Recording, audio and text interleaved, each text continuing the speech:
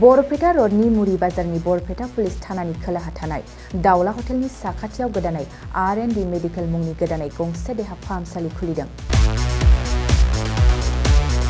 बे देहा फाहामसालियाव गोबां बेमारफोरखौ नायनाय जागोन, जेरैहाय डायबिटिस, लोमजानाय साजानाय, आथिं आखाइ, मोदोमाव सानाय सुनाय, भां, गान्जा, डेन्ड्राइट, ड्राग्स बायदि फेग्रा मुवा लानाय, फेग्रा मुवा मोनाब्ला हमथानो हायै जानाय बायदि बायदि गोबां बेमारफोरखौ बे देहा फाहामसालियाव फाहामथाय होनाय जागोन।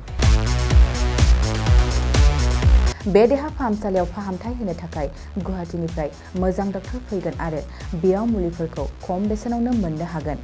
R&D मेडिकेलाव फाहामथाय लाफैनो थाखाय गाहायनि जानबुं नाम्बाराव जगाजग खालामनो हागोन। जानबुं नाम्बारा जाबाय 8099 480 118।